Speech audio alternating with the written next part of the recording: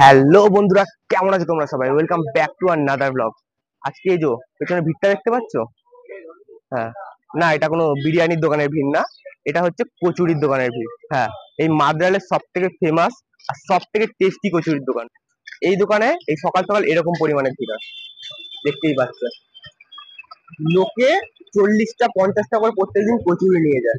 হ্যাঁ, 40টা 50টা করে প্রত্যেকদিন কচুরি নিয়ে যায়। এতটা ফেমাস এই জায়গার দোকান, এবং এই কচুরির টেস্টটা এতটাই ভালো। না, এখানে ভিড় কমার আপাতত কোনো চান্স নেই। যত বেলা বাড়তে থাকবে ভিড়ও বাড়তে থাকবে। জাস্ট দেখো একবার, সবাই এরকম গোল করে থেকে দাঁড়িয়ে থাকে, কে কখন কচুরি পাবে। ওখানে কচুরি ভাজা হচ্ছে, আমাদের রঞ্জিত কাকা এখানে কচুরি বেলছে। হ্যাঁ, এইভাবে কচুরি বেলতেই থাকবে রঞ্জিত কাকা। আর ওদিকে ভাজা চলছে, কচুরি ভাজা হবে আর কচুরি উঠে যাবে। জাস্ট এইভাবে দুবার কচুরিটাকে ঘুরিয়ে ফিরিয়ে বেলে, আর কচুরিটা একদম পারফেক্ট গোল হয়। আমি ছোটোবেলাতে জাস্ট এই কথাটাই ভাবি যে কচুরিটা এরকম জাস্ট দুবার করে ঘোরাচ্ছে আর বেলছে, তো কীভাবে এত ভালো করে গোল হয়। এখানে রঞ্জিত কাকা বলছে ম্যানেজারকে দেখাতে, এটা রঞ্জিত কাকার ম্যানেজার।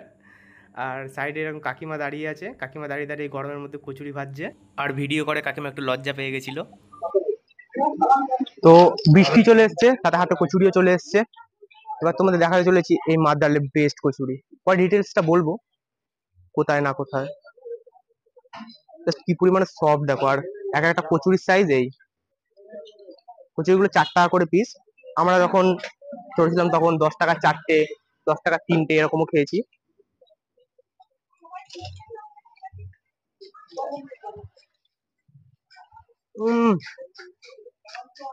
মা তো খেতে, বিশেষ করে ছোটবেলাতে খাচ্ছি, স্বাদের কোনো পরিবর্তন হয়নি।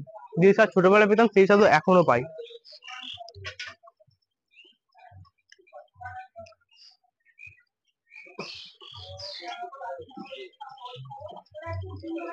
ওইটা কি, আমরা অনেক জায়গায় কচুরি খাই যেখানকার মানে স্বাদ অন্যান্য জায়গার সাথে সিমিলার হয় অনেকটা। এই টেস্টটা কেউ আনতে পারবে না, আলাদাই খেতে, তোমরা খেলেই বুঝতে পারবে।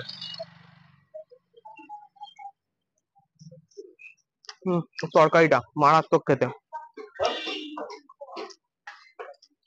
দেখতে পাচ্ছ ভেতরে কতটা পরিমাণে পুর দেওয়া আছে। এই নিয়ে তরকারি নিয়ে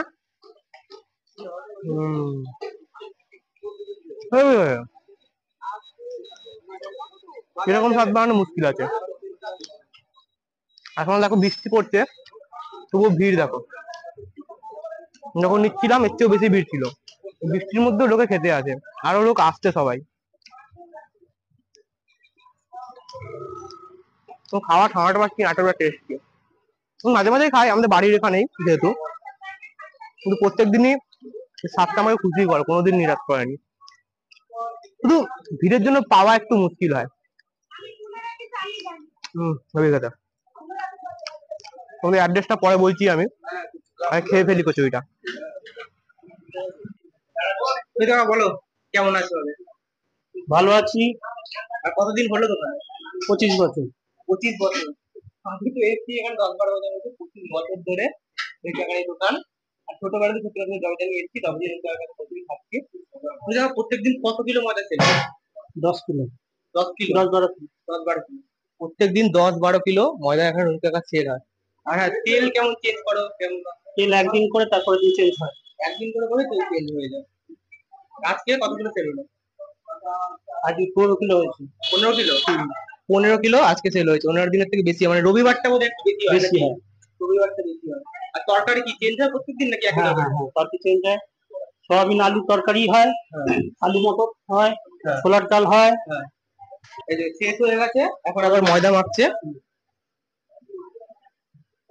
তো ঠিক আছে, তোমরা দেখলে কত পরিমাণে সেল হয়, মানে কি পরিমাণে ভিড় হয়, কতটা ভালোবাসি টাকার কচুরি।